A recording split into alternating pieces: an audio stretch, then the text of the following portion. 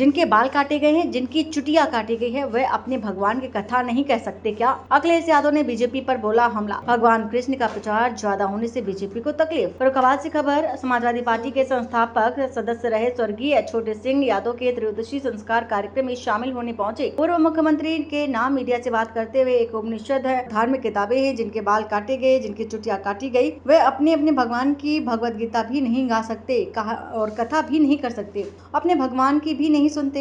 आप बताओ, हनुमान जी की जाति किसने बताई? प्रभु श्री राम की जाति किसने बताई? कहा अब कोई नहीं बोलेगा क्योंकि इमरजेंसी है, अगर नाम बोलोगे तो डीएम एसपी को आपको जेल भेज देंगे।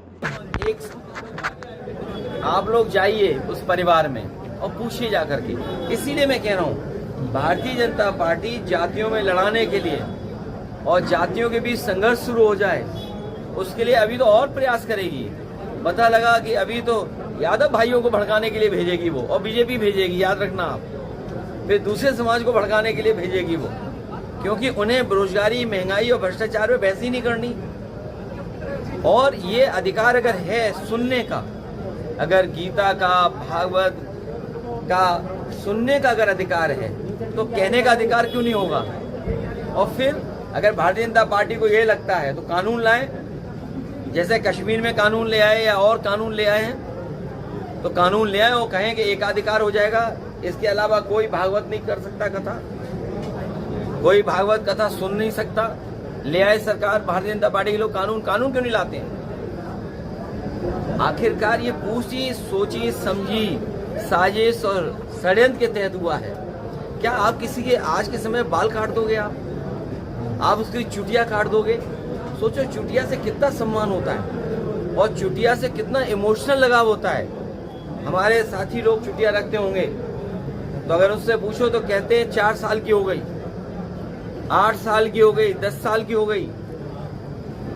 जिस शास्त्री जी की चुटिया कटी है, सोचो कितने वर्षों से चुटिया रखे थे। ये कौन वर्चस्ववादी लोग हैं? कौन ऐसे लोग हैं जो चुटिया काट दिए? बताओ।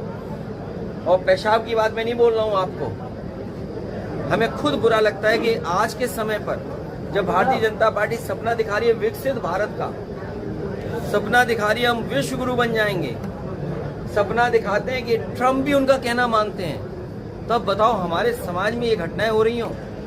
और एक जगह नहीं, उत्तर प्रदेश में तमाम जगह ऐसी घटनाएं हमने देखी हैं और सब बीजेपी की सरकार में हो रही हैं। पेशाब को पिला देना, पेशाब डाल देना, पेशाब से आपको शुद्ध कर देना, और वो गोबर वाली बातें तो आप सब जानते हो।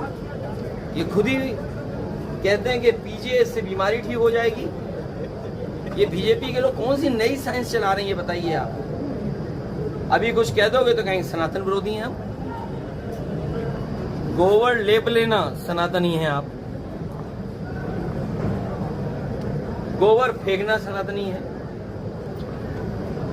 बताइए, अब ये नई परंपरा है, इससे विकसित भारत बनेगा आपका? सर, वंदे भारत जैसी ट्रेन।